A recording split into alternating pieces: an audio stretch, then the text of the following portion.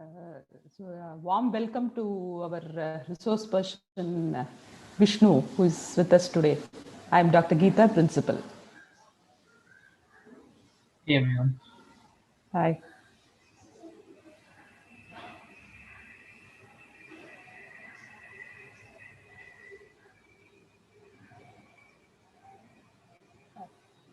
Vijay Shri?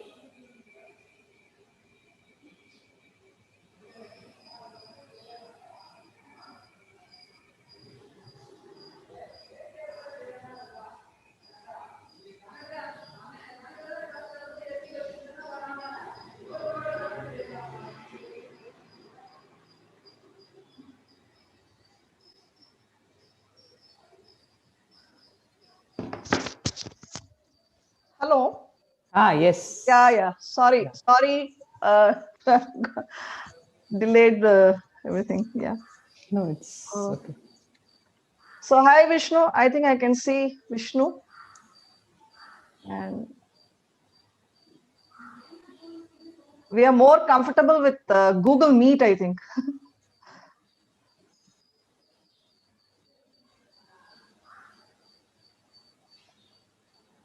So I don't see anybody. How do I see people? I really don't know. You start your video. You can see me. No, I have no option to start the video. It's only giving me audio settings. Then you come in your mobile. Yeah, I think better do that.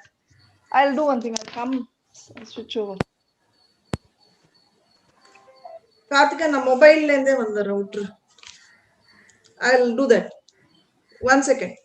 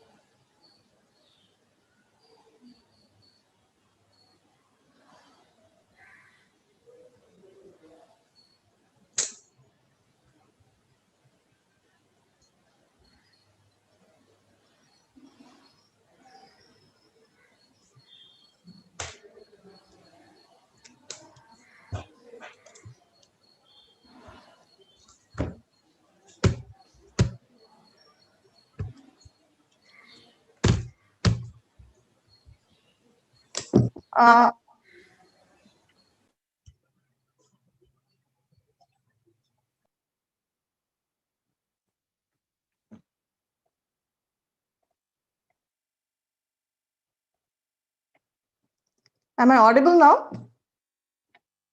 Yes, Vijay Shri, you can start. Yeah. Sorry to have delayed the session because of some technical glitches. So hi Vishnu, I hope we are visible. So shall we go ahead? I don't know about the participants. How many of them are there? Yes, no, it is going on YouTube live, so you can start the Okay, session. we'll just start the session. Yes, Okay. but your video is not there. Yeah, I'll start the video. Yeah. Yeah. A very good morning. And of course, a very good evening to Vishnu, sitting in California at 9:30 in the night and talking to us. And a very warm welcome to all the participants of today's webinar on data science in the real world, being organized by the Department of Statistics at SDNB Vaishnav College for Women, Chennai, as part of the webinar series by Mathematical Sciences departments of the college. May I now request our esteemed principal, Dr. R. Geeta, who also happens to be the former head of the Department of Statistics of our college, to set the tone for today's program. Ma'am, over to you, please. Thank you, Dr. Vijay Shri. Warm welcome to all participants and faculty who are here to attend this webinar on data science in the real world, and a special welcome to a young resource person, Vishnu Sharan Ramesh, who is also with us today. And I really want to thank him for voluntarily saying that he will have a talk, give us a talk on this particular topic. So if you, to set the tone of this one, this particular webinar, data science is a word which is very catchy. Okay. So everybody wants to say that I want to do data science. I want to do something in data science, but it should be kept in mind that there has to be a problem statement to be solved if you want to think about data scientists. Data science as a discipline. So all of you need to know that there is a problem at hand, and then we get hold of a data scientist or a data analyst who tries to give a solution to that problem using machine learning techniques to solve the problem. And they also give varied use cases and guide us as to how you can find a solution for the problem. So the aim of these student level webinars is to highlight how the different disciplines are evolving in a transdisciplinary manner nowadays. Students should now work as a group between disciplines and then try to come out with some solutions. A graduate in statistics should know something about programming as well as mathematics. A graduate in computer science should know something about statistics and mathematics, and a graduate in mathematics should know about statistics and computer science. Of course, all of our curriculum are inbuilt in such a way that this is happening. But then the main point post-pandemic is that a student from computer science, statistics, and mathematics should come together and see how you can apply these data science tools, of course, these machine learning tools, whatever our guest is going to highlight upon. So you try to use these techniques and see how you can present a solution to your problem at large. So as an initiative at Srimati Devkunver Nanalal Bhatt Vaishnav College, we have started, the first edition is going to come. We have started a new journal, in-house journal, Sparkles, which is going to give initiative to the students to write articles regarding the research findings. So this, I would also like students from varied disciplines to come together and try to put out good research articles also. So this is one of the initiatives of the college, and we hope to get 2 good articles also. And the first edition will be shortly released during the first week of February.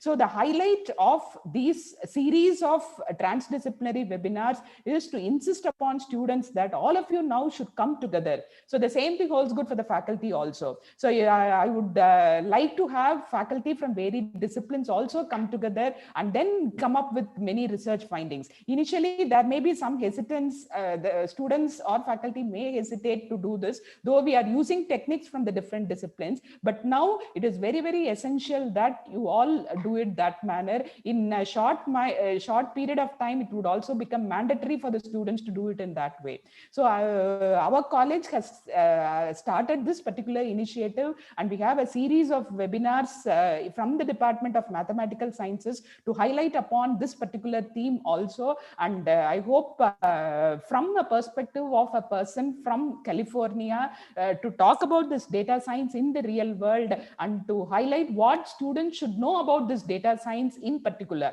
Though they learn about all the techniques, but when they realize that this is what is data science and this is what you have to move ahead, this is what you have to think about and move about, and I think students are going to benefit out of it also. So I once again thank Vishnu for being with us, and we are eager to hear your perspective about this data science in the real world also. Yeah, thank you, ma'am. Thank you so much for setting the tone. So let me talk about a little bit of this thing. So today we have amidst us a very dynamic young man as the guest speaker of this webinar. He is a multifaceted personality who dons several caps: a computer science engineer from Shastra University, a data science graduate from University of California, San Diego, a national level former chess player, a strategy games enthusiast, and of course, an ardent football player. I am extremely delighted to welcome Vishnu Sharan Ramesh, currently working as a data scientist at Zip TV, San Francisco, USA, for today's talk.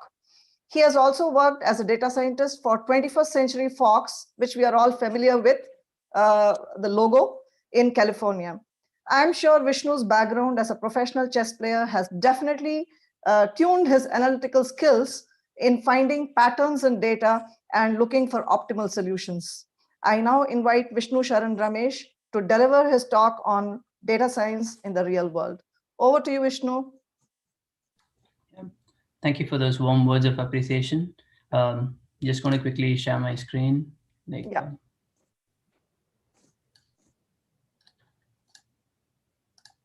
I think I need some permission for the screen sharing.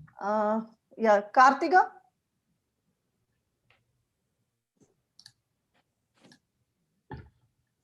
I think she is also on the panel. One second. Were you able to do that? Screen share? No, not yet. No. One second.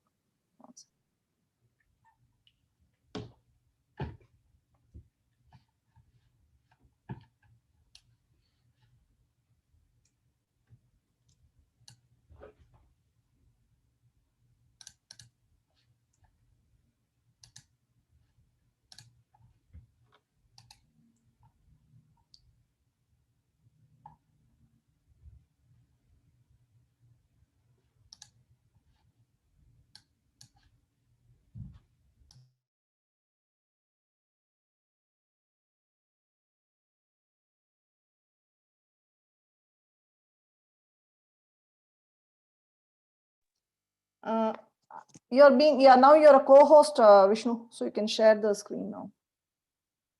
Perfect. Yeah, I'm able to see it. Okay. Okay, ma.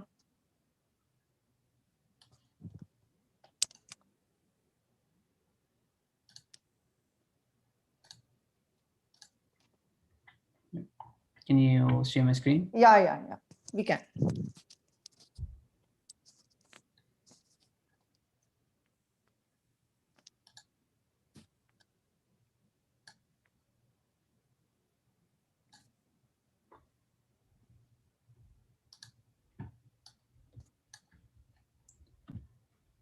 Okay, let's begin. At the very start, let me say that we both have something in common. You don't know what I'm going to say, and neither do I. But nevertheless, I would like to thank the Department of Statistics at the STNB Vaishnav College for Women for inviting me to speak. This is indeed a great opportunity for me to share my experience working as a data scientist in the Silicon Valley for the past few years. And I am also getting to learn from all of you, which I'm once again thankful for. Yeah. Moving on to the key learning objectives. Yep, I lied. I do know what I'm going to say. First, when it comes to data, we must see whether we actually think or do we actually know. Are we trying to extrapolate something we shouldn't? Second, what can we expect in this field of data science? What's a reasonable expectation to have? The third, what should one expect in data science? What is more of a realistic expectation to have? The fourth, I know how we all love shortcuts to success. So how do we become a data scientist by March 1? Fifth, a case study where I'm going to walk you through some of the steps you can take to approach real world problems. And last, how do we break into this so-called data science industry? Okay, let's start off on a good note. What is bad analytics? Data that is not generated as part of an experiment is presented and interpreted as if they were. Now let's take a look at an experiment. In December 2017, a winter jacket ad was shown to the people in Vancouver, but not to the Chennai people. No guesses why? So here you see like the cute kid on the left playing with the jacket and maybe something which is very cold. And then you also see people from Chennai who are drinking tea, I guess. Clearly, I mean, it is a bit hard for us to see why they wouldn't have shown the ads to the Chennai people. But anyway, let's look at what the results have to show. I'm going to pause for like 10-15 seconds for you to just absorb the data.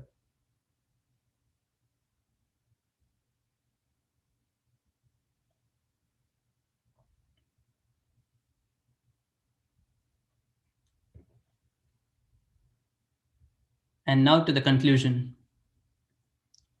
The ad was the determining factor in the purchase of the winter jacket. Brilliant advertising. Does this make sense?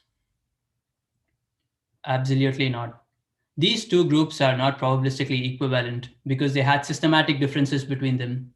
Vancouver, for example, is a very cold place, especially during December, whereas Chennai simply isn't. Hence, this isn't the right conclusion. Let's look at another experiment. Here again, you see a bunch of data and two groups and what's happened to them. I'm going to pause for 10 seconds again.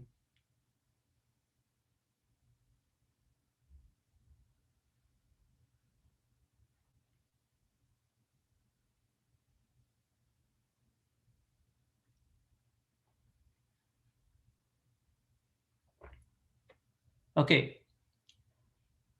As you see here, since it was monsoon season, people would most probably end up buying raincoats anyway.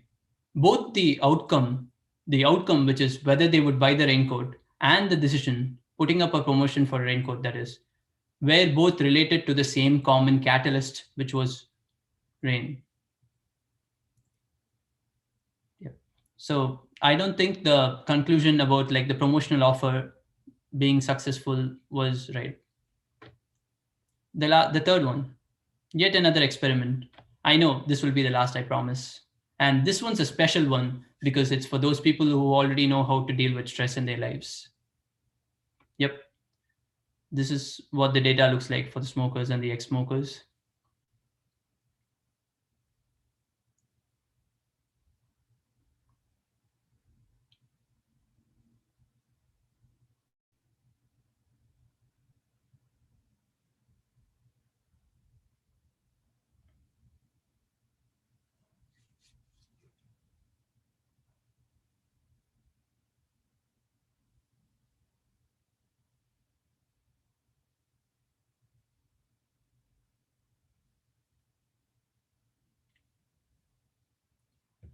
Okay, let's see what the conclusion was. Ex-smokers are more likely to die of lung cancer. I mean, clearly you can see that this is an example of something what's called the reverse causation. The variable X, which is smoking or not, has an effect on cancer, which is why the response variable. But clearly in this case, the conclusion tells us that Y, that is cancer, has an effect on X. So this is something that we should try to avoid. Okay, I lied again, but I guess you just have to deal with it. But I promise this is definitely the last experiment we're going to be having today. What do you see here?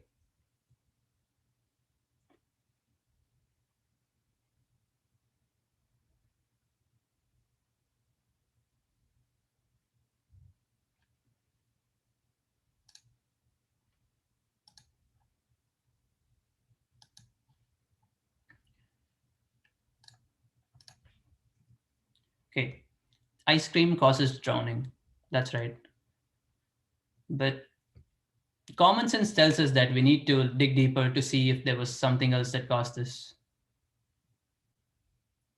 We all know correlation does not imply causality.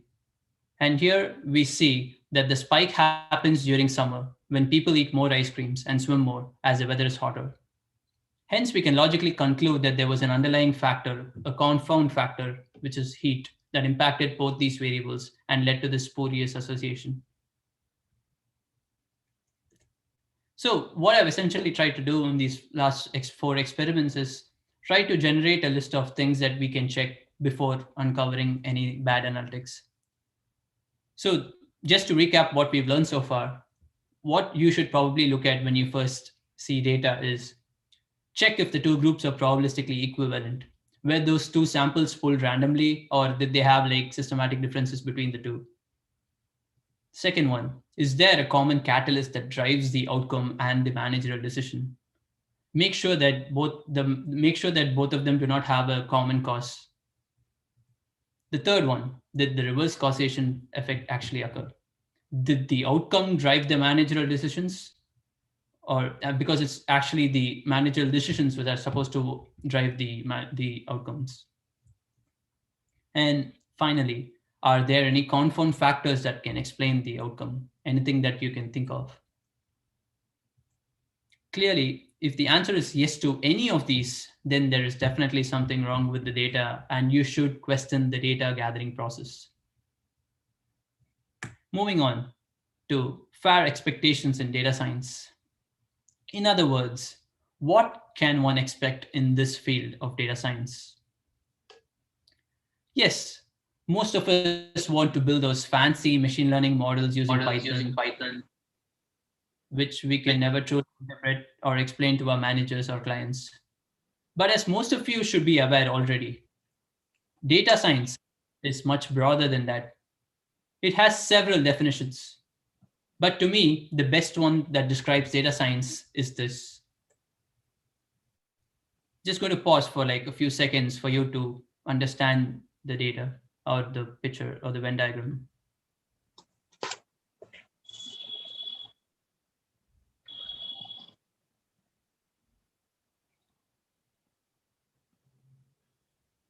As you see, this is the intersection of computer science, business domain knowledge, math, and statistics. You need to know how to code, you need to know why to code, and you need to know what to code. The importance of business domain knowledge in this is severely underrated. A lot of schools do not focus a lot or pay attention to this important aspect, asking the right questions. Now, if you're truly interested in this field, count yourself lucky. Why? As you can clearly see this infographic, there is high demand. Why the high demand? There is so much data sitting there to be mined and so much useful information that can be derived out of them. But we don't have the necessary people equipped to be able to pull out that data for us. We just saw how advanced the skill level should be to be able to be a data scientist. You need to know math, you need to know computer science, you need to know business. Like, it's quite a lot to ask from just one person. The second best reason, which we all love, is the high pay. And once again, why the high pay is the same reason as I explained before, the advanced skill level.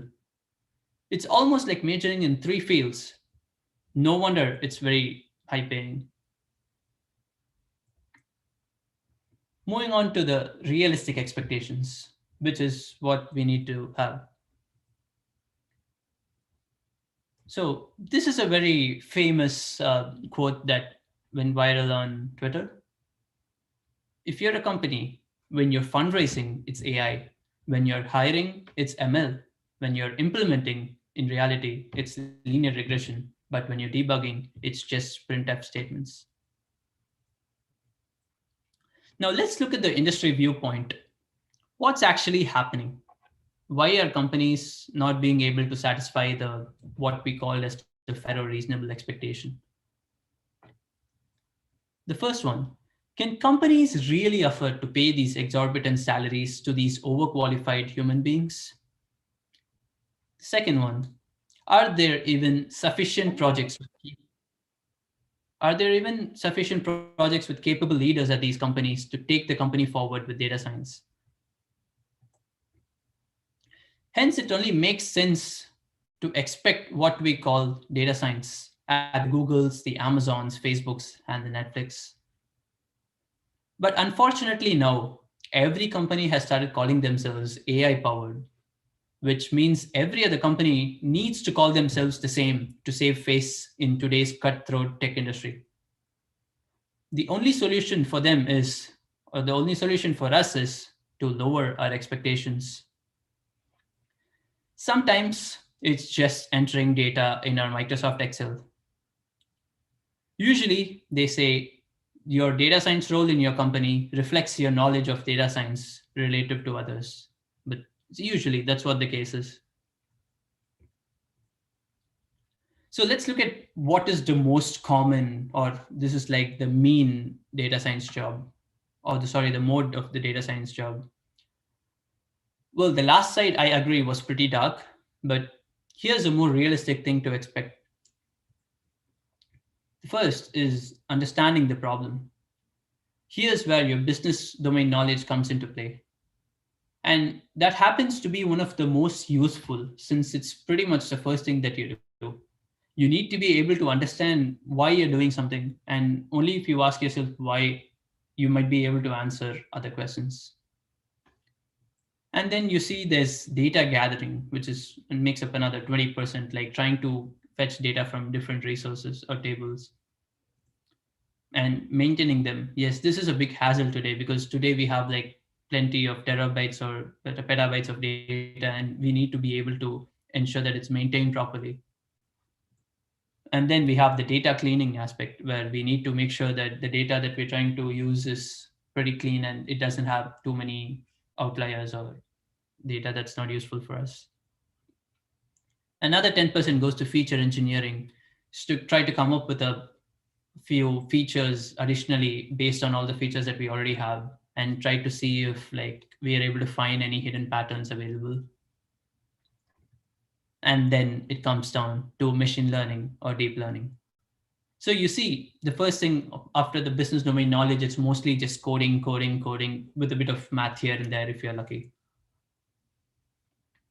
So moving on to probably the most exciting part of the talk, how to become a data scientist in 1 month. One of the most useful life hacks, don't you think? So how do you do that? The answer is you can't. The only way to be better at data science is to learn, grow, and most importantly, have patience. But let's try to attempt to start somewhere. So now we're going to take an example of a real world problem that we could face in our lives. Predicting the probability that a user will click on an ad shown to them online. This was just a randomly picked example. This had nothing to do with the fact that I work in the ad industry. Here you see a Flipkart ads. Actually, as if one wasn't enough. This is an example of what is called programmatic advertising. Whenever you log on to a website, quite a bit of information about you, like your age, your gender, your device, and probably even the color of your shirt is sent through cookies to the advertisers themselves or those willing to advertise on their behalf. So the first important thing is to try to understand what the business problem or the business context is. Here, we need to predict the probability that a user will click on a given ad shown to them. Why do we need this information? Clicking on ads always has revenue associated with it. If you're lucky, if you're the one who's advertising on behalf of your advertiser, you need to show your advertisers that you made those users click. Or if you're the advertiser, you can be proud of your effective advertising, which resulted in high revenues for the company. So now you know the why we're doing this. Now coming to the data gathering aspect. We can start with the data collection or gathering phase, where we try to identify which pieces of data will be useful for this task. Let's start with the most obvious place to look, the ads data folder. This would most likely be your company's raw logs that might contain fields in the ad requests. These might contain information like your IP addresses and demographic information about you and other things about your system. These requests are often so heavy because they have so many fields that are coming in, and it's a transactional logs. So it's coming in real-time data. So it's going to be very heavy to like try to store. And so we cannot always like have or store all the fields available. So we usually have something called the metadata, which contains data about that. So this is typically stored in our backend databases, as we don't need to receive the same information from these websites time over again and again. Usually, this data isn't quite sufficient, and you would probably need the help of third-party data providers. Yes, those creepy people who get all the information about us. And they will be providing information such as our demographic information, like our age, our gender, our income, and all these things about us. This is usually done through identity links or ideals. If you're not familiar with this, you can check out this company called LiveRamp. And then you also have IPs, you have cookies, and then you have mobile IDs and other things as well.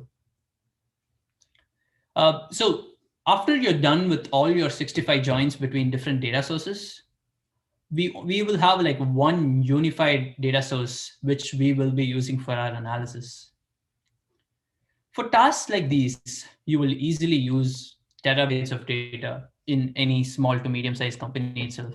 And since that's a lot of storage, you can't store them in memory. So you need to be able to use techniques like with the help of summaries and visualizations to get a sense of the data. The first one that we probably need to look at is the univariate analysis. We can try different summarizations like the mean, the standard deviation, outlier, or kurtosis tests. Or we can simply just plot these variables to see the spread or like how the data or the variable is skewed. Depending on the skew of this data, we should be able to transform the data to a more normal distribution so that we know it's more like evenly spread. For example, if the data is rightly skewed, we will probably have a log transformation of that variable. The second one is the bivariate analysis, where you have the X or the predictor variable, and then you have the Y or the response variable. The point is to try to see if there is any pattern, like does X actually have any effect on Y? Another important task to do is to consider if we have unnecessary dimensions or columns that might not even be useful in our prediction. Sometimes it even leads to like having a negative effect on the predictions that we're trying to do. So we can simply remove them by using PCA, or like the principal component analysis, or by interpreting odds ratios from logistic or linear regression. We then, once all this is done, after the cleaning, and we come to the splitting of the data to the training and the test models to validate our machine learning models. We must ensure that we randomly choose samples in each set so as to ensure that the distribution of the data in both these sets are pretty similar. And so there will be very limited bias involved. Whether you want a 70-30 or an 80-20 split, it is completely up to you, and it's usually dependent on the use case that you're trying to deal with. So here's an example of the univariate analysis. And this is an example of the bivariate analysis. You can see that in the second case, you can draw a line that almost fits the X and Y. Okay, moving on to the machine learning aspect. You would be surprised that the actual time taken to import, write code, and use all these inbuilt machine learning algorithm packages is actually a bit easier. But the time taken to run these might be days or even months if you have even if you have a supercomputer. Some machine learning models are like that are typically used in the industries are as follows. So we have the linear or the logistic regression, and then the naive Bayes, the artificial neural networks, gradient boosting, the XGBoost, and we have random forests, and we have decision trees, and we have what's called the ensemble models. So in this, you might be familiar mostly with the first few at least. I think if you see, the more simpler models are actually the ones where we can learn a lot of information from. And it is very quintessential to know that each machine learning model, they have their own set of advantages and disadvantages. But my view is that the linear and logistic regression is always a good way to get an intuitive learning or understanding of the data. Like by interpreting the odds ratios, you can see like increasing X by this much can actually impact Y by this much. You can clearly see like whether age affects your income or gender affecting income, and like all these different kinds of things you can try to analyze using the simple linear and logistic. The problem with the more complicated, the neural networks, XGBoost, and other things is they have what's called like, they try to actually like find a lot of hidden patterns that the human mind cannot be able to see. So it's mostly black box. and they have like a huge set of hidden layers which are present in them. And it is not a very pleasant experience when you try to explain these concepts to maybe your clients. No one's going to be able to understand what's happened, because all you did was actually just run a query ANN of like, and then came with some input parameters and just got some output. So that's an issue that we have, like, because it's not just about building these fancy models, it's about actually trying to understand them and actually make very useful business decisions out of it. The interesting thing that here is the ensemble models, which most of you might not have heard before. So these are actually models that are simply the output of all the other models. So you take the majority vote from all these algorithms. For example, let's say like the linear or logistic regression predicted that like this person would definitely click an ad. Maybe naive Bayes predicted it didn't. Maybe gradient boosting random forest and decision trees also predicted they did. So it's going to actually take the majority vote taken from all these algorithms and try to come up with its own vote. So a lot of the times you would expect that the ensemble model is the one that actually wins, like based on the accuracy levels, and because it's obviously trying to balance the advantages and disadvantages from all these algorithms. Now, once you build these models, what you need to consider is how do you evaluate these different models? So it's not always about the accuracy, because sometimes you need to consider that some events are very rare. Like the probability of clicking, for example, is not that common. You would have it less than 1% of the time. So predicting that a person would not click is not going to add much value to you. But what could probably be useful is predicting that a person would click, and indeed they actually clicked. So identifying those users that are actually more likely to click is what's the challenge here. And for that, we have something called the confusion matrix, which is a 2x2, and it tells us a lot about the model: its accuracy, its true positive rate, its true negative rate, its precision, its recall, and all these other factors. And depending on the use case and industry, we use whichever one we feel is right. For example, in the healthcare industry, a high number of false predictions, when in reality it was not false, when in reality it was positive, is quite poor. If someone is diagnosed with COVID and if you predict that they did not have COVID, then it's not pretty good. But at the same time, trying to have a false positive rate where like you predict someone has COVID, but in reality they don't, that is not really going to impact. No one's going to blame you for it. So you have like other metrics as well, like F1 score, which beautifully weights this precision and recall and other things. And you have like what's called the area under the curve, the AUCs, the ROCs, log loss, and root mean square error, and all these different kinds of ways to evaluate a model as well. So once you try to like, it's very important to ask yourself is if the model evaluation metric that you're using actually makes sense, and try to, once you're confident yourself, maybe you could discuss it with your teammate as well, just to get another head. And after all this is done, and then you choose your model, and then you try to you'll be having a test set always. Like you'll be asked to predict like for these set of users. So that's what's called like the offline machine learning models. And you can now present these results, like the work that you've done so far. The beauty of research today is no finding is also a finding. So you should never feel bad about all the time that is invested. Most of the time, you would never be having significantly useful results. It's a lot of the time you do something and you spend like 25 hours and then you realize that it's probably nothing. But I think the fact that you spend 25 hours trying to find that there is nothing is still something. And now you can use these results to and prove a point to your decision makers and see what they have to say. You can be confident now that you're truly data driven. So now you kind of know how to code, like how to make sure that you have a working model and all those. But what's actually the most important part is what we're going to discuss now. This is our last topic for today, that is getting into the data science industry.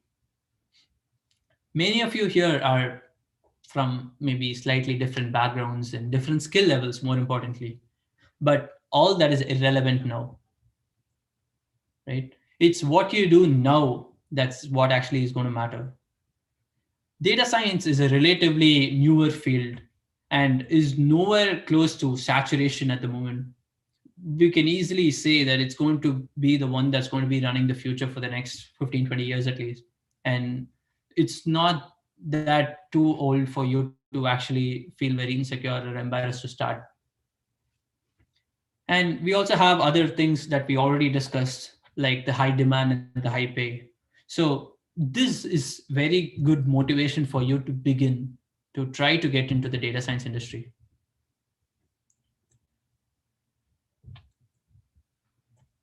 So some useful tips. So professors can only guide you or inspire you to become better. So you must continue to keep learning by yourself from various online resources and books, and not necessarily just restrict yourself to exams. You will actually be surprised how much fun learning is when there is no examination involved. The second important thing is you must then learn to apply whatever you learned, the knowledge, into like online competitions such as Kaggle, the home of the data science community. Here you get to interact with fellow people like you and learn from the best. Sometimes knowledge alone is not going to cut it. You must know how to speak, and networking is definitely quite effective. There are many different types of networking, as you can reach out to people you already know, friends of friends, connect with interesting people or recruiters or top companies, and see if they can put in a word or so for you. And you can also attend career fairs and workshops hosted by, not necessarily, but usually by top professionals in the industry, and you can try to expand your network. Most importantly, you need to put yourself out there and start making friends with people with similar interests. So, with this, I hope I was able to teach you something. If you're still interested in learning more, don't hesitate to reach out to me on LinkedIn, but try to send a personalized invite, because I don't know who's who, and a good introduction would be better. So this is going to be my LinkedIn, and that's it. End of the story. Goodbye. The end. Any questions?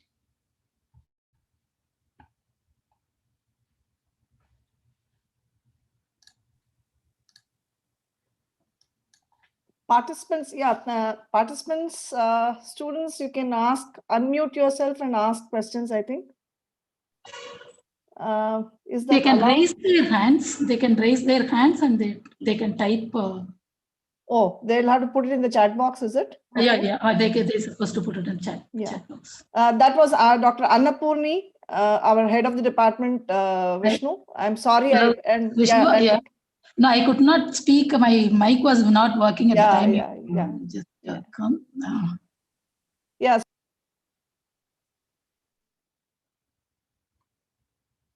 Is somebody monitoring the chat?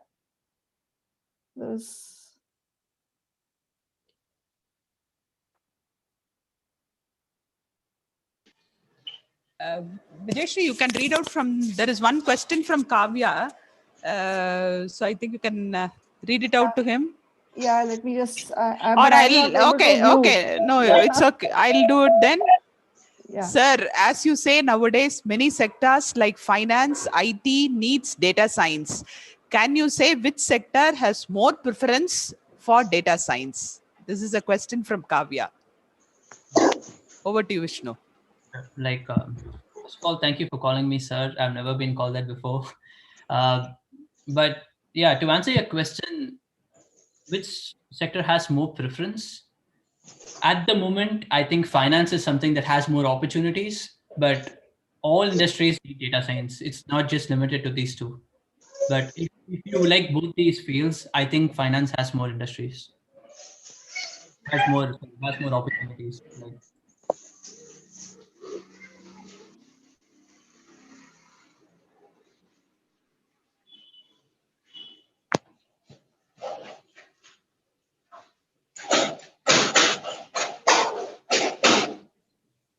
Yeah, there are more.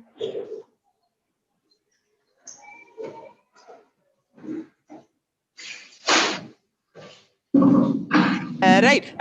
Vishnu, I would like to just ask a question. This is based on an experience from one of my students who went for a job. So when a fresher goes to a job, they are not getting much input about what is the requirement of the employer from them. So in the initial few days, they are unable to to understand what exactly they wanted. And when they talk to those people, they are not able to gather any point, and sometimes they get frustrated and say that, oh, what would I do? So what would be your suggestion for any fresher who goes to a job which would be a new, right? So what is the tolerance level which a student should have when they go? If it is big firms, they do train the students and then they do it. But if it is some startups or some small firms, when they go as a fresher, they expect the students to learn on their own and to do it. Okay.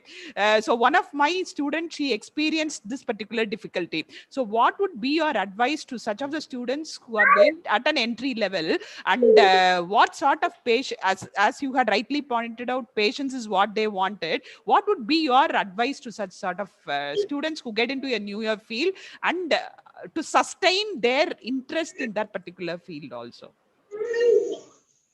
Yeah, I faced this problem a bit myself, but from my experience, the most important thing is whoever you're interviewing with, just make sure that you know what the interview process is. And usually the kind of questions they ask you is what you're going to be working on.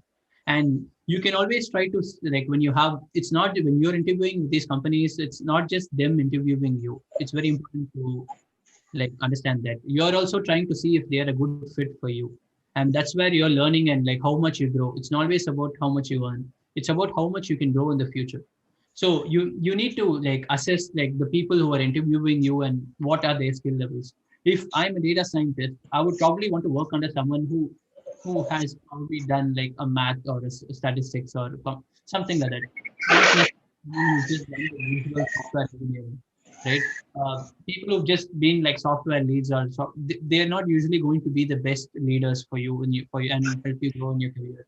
So I think when you make sure that you get all these figured out, you're going to answer your own question.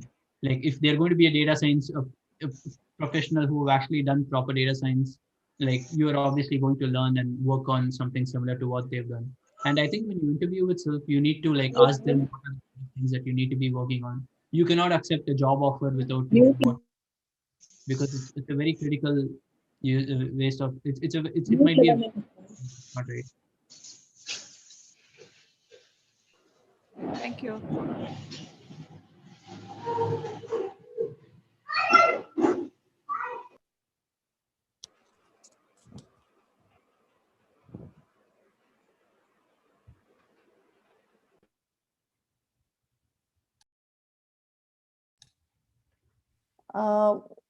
I'll just check out with some of the students who really, yeah.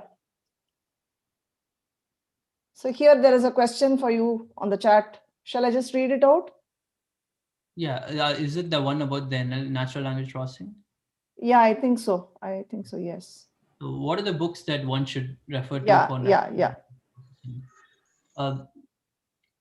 So data science is very broad, and people specialize in different things. And unfortunately, I did not specialize or learn much about natural language processing. So I'm not the right person to direct you to which are the best books. But I'm sure if you follow the people on LinkedIn, there are a lot of people who talk about, and they specialize in different things, and they're like 30-40 years of experience professionals, and they recommend pretty good books that you can actually try to read on your own.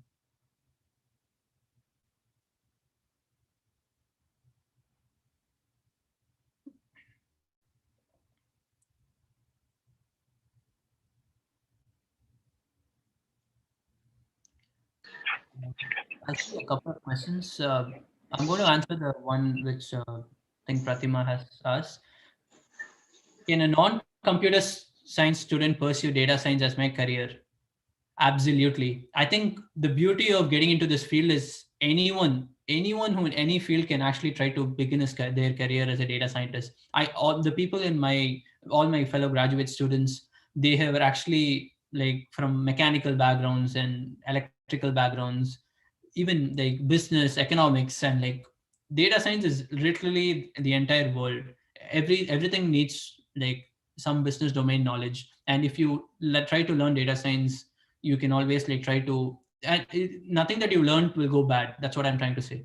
Like if you just learn, you can start learning data science without any prior knowledge. So the next question is, what is the mode of the examination? Is it like the civil exams, the CA, and what is the syllabus? So this varies from university to university, but it's usually just like any other exam that you'll be taking in school, like your computer science or anything. But I think what's important is you should just try to, I know, like just try to like not focus on the examination aspect. My graduate exam, for example, had a lot of like projects that I needed to do, and it had a lot of hands-on exercises. Yeah.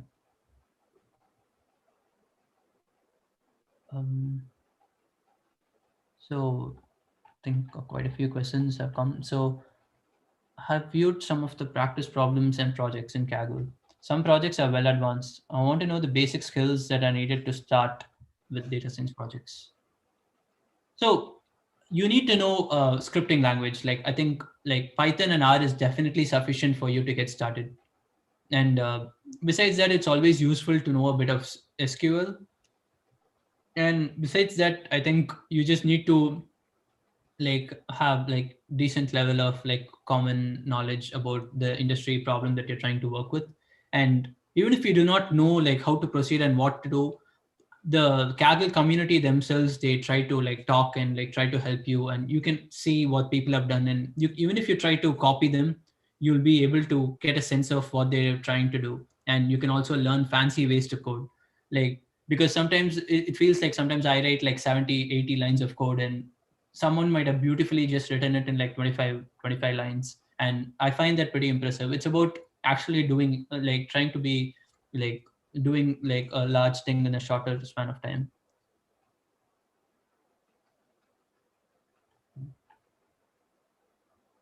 So what will you suggest as essential basic skills to become a data scientist? So the thing with data science is there's nothing like basic in a sense, because it's a combination of like different kinds of fields that we're talking about. But I think you need to know need to have a good understanding of statistics and probability, and you need to be knowing how to code. You cannot shy away from coding. There is pretty much nothing you can really achieve in the fields that and in the world that we're trying to move into, which is very digital. Even if you're the manager, like they will expect you to like have some hands-on experience with these. So always make sure that like you have good programming background, and always learning Python and R is always a help. So you must know R, Python, SQL, and then definitely a bunch of probability and statistics knowledge, and that should help become like a decent data scientist.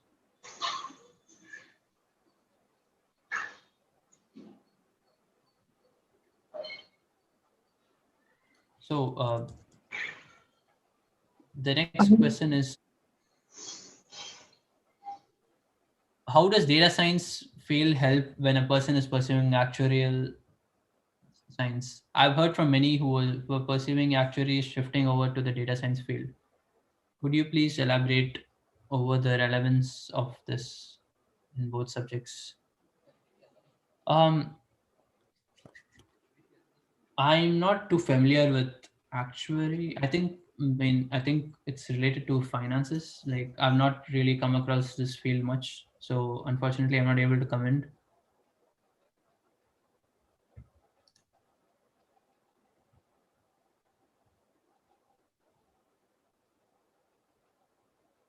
Can you say which books or websites to learn coding? So there's a bunch of books called Python for Dummies, R for Dummies, and all these. And I think these are definitely good starters for you to learn. And what I think is also useful is you need to have your own like IDE, or like any, like you can have your Spider and any Python environment that you can actually like do your code in. It's very important that you actually are able to try these out and see for yourself. I think you should be very curious about what you're trying to code. And I think the best way that you can achieve that is to actually programming. So you can start with like the Python for Dummies, R for Dummies, and you can just read through the entire book. They're all pretty thick books, so it'll take you through a lot of the basics. And I think only with time you'll become better. Like no one like becomes the best coder in like two or 3 weeks. I think you need to continuously keep practicing these questions.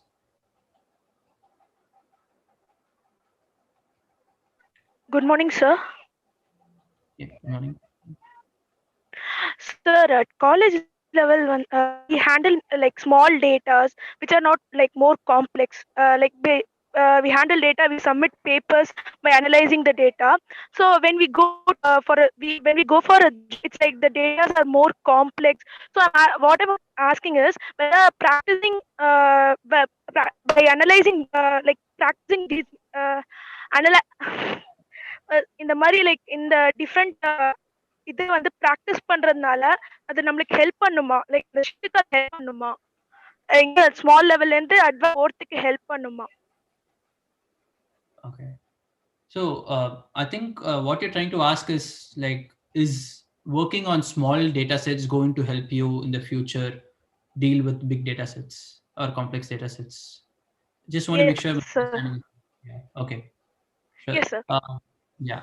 So in schools and other places, like they cannot give you like these complex data sets because usually these are very private data. So they will, and the thing with the complex data sets is like the schools cannot expect because we have limited time and we are constrained by a lot of things, and you cannot expect them to give you like a very dirty data set and then expect you to clean it and then expect you to build like machine learning models on top of that. But I think a place to start, like given all the constraints that they have, the education syllabus and all those, like I think small data sets is definitely a good place to start because you can play around with the data more. And if you think about it, complex data are nothing but a bunch of small data. So like, and the thing is like also with the complex data is like not a lot of your databases or systems that the school has, the equipment, they will not be able to handle those complex data because it might be, like I said, like in terabytes or zettabytes. I'm pretty sure most of the databases that they have in school are not going to be well equipped to handle those. So that's one of the primary reasons why they don't give you those. But you can actually like expect that if you're given the small data, you can definitely extrapolate that knowledge and try to work on that with the bigger data.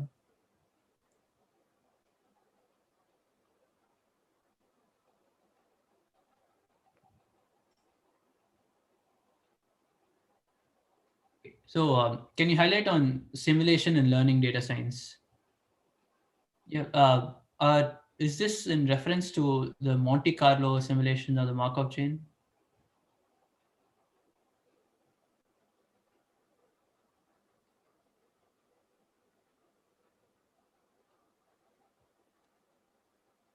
So okay.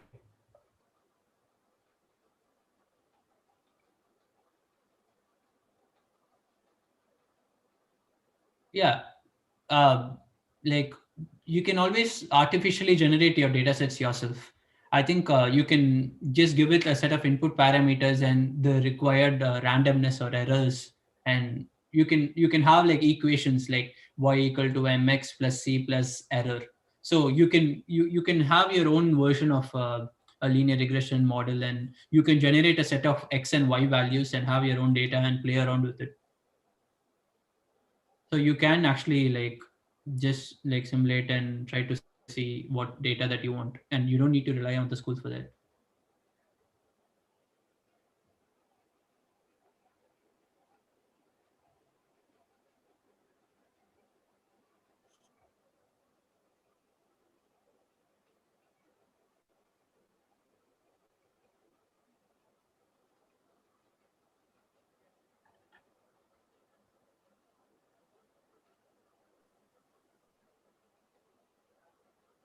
I don't see any other questions. Am I not seeing?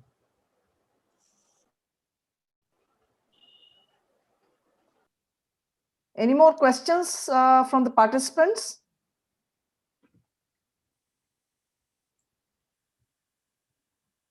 I don't see. So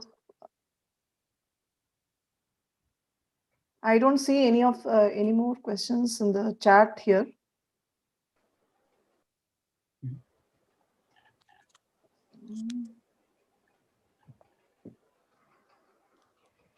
So I will close. yeah, okay, yeah, Also. yeah. So I invite Dr. D. Annapurni, Head of the Department of Statistics at SDNB Vaishnav College, to say her observations and her inputs, whatever she would like to. A very good afternoon to everyone. First of all, I would like to thank our management and principal for providing all resources and extending their fullest support to organize this webinar. I would also like to extend my sincere thanks to Vice Principal for all her help to conduct this webinar. I would like to thank our webinar speaker, Mr. Vishnu Sharan Ramesh, for enlightening us with his sound knowledge and working experience. It's really interesting to give a pass for students to think and understand the data, and it made them to involve in the topic. And it's really interesting. You have completely explained the type of data and what supposed to be the analysis or the method to be used, and also machine learning aspect techniques.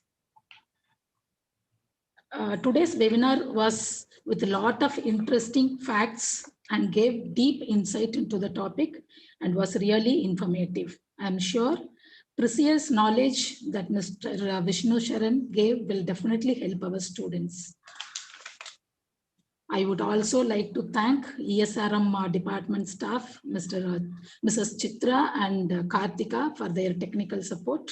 And without the help of our department staff, this event wouldn't have a success. Last but not the least, I thank all my dear students for their presence and their lot of questions they posted and their understanding the concept and attending today's webinar, though today is a holiday. Thank you, everyone. Thanks, Vishnu, and I wish you all the best for your career. Thank you. Yeah, thank you so much for this opportunity once again, and I would like to wish all the students a good success and future. Yeah, thank you, Vishnu, for readily accepting our invitation and giving a very crisp expectation and crisp way of what they should be doing to take up a career in data science. Thank you so much. All the very best. A very good night to you. Thank you. Yeah.